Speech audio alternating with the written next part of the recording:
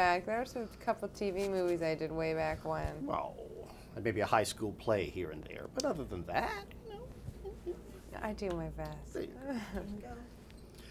You know, I can't help but think one of the more delightful things, one more tantalizing things about making this movie is here's a guy, one of the most famous human beings who ever lived, that we know next to nothing about.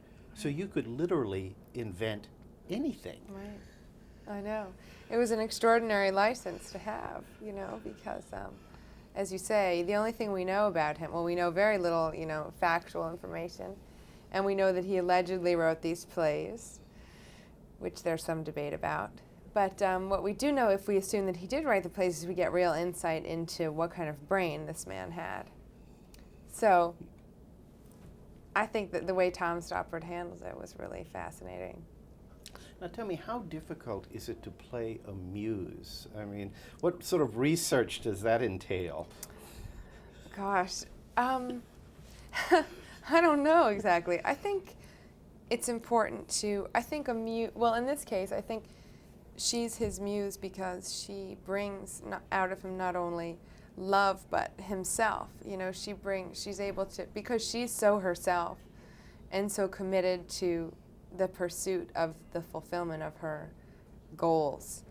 You know, she sort of sweeps him up along with her. So it's kind of not like she's an object in the corner, but she's sort of very proactive in her musemanship.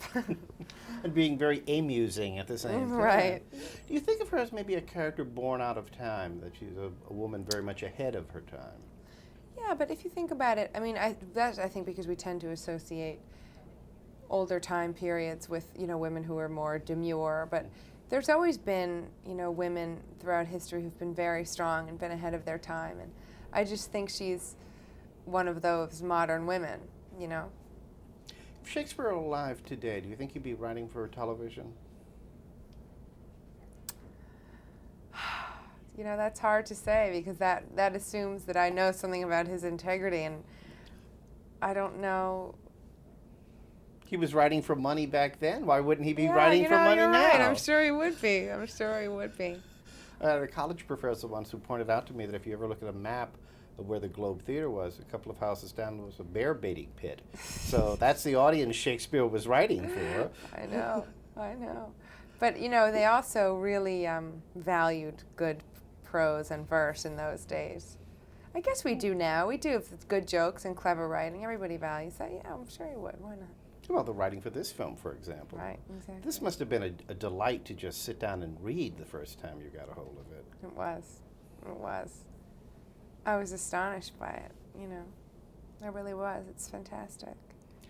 Well, now this film is opening in my market around Christmas. Right. So, obvious question is, can you remember the best Christmas present you've ever gotten? Wow. Well, when I was about 4 or 5, maybe, I got the Barbie Dream Van. I was obsessed with it. It was like the best present I've ever gotten. I've gotten some good presents as a grown-up too, but that's sort of the present that, so I thought it was so extravagant. I didn't think my parents would get it for me, and they actually got me the Barbie Dream Van. It was pretty exciting. Do you still have it? No, you know what happened? Someone put it up against a heater in wintertime, and the whole side melted. It was tragic. It was heartbreaking. I'm sorry to have brought up this My traumatic experience. No, thanks a lot. Thank you. Get on you the very phone much. to your shrink as soon as you leave. Oh, no. Thank you. Thank you. Nice to see you.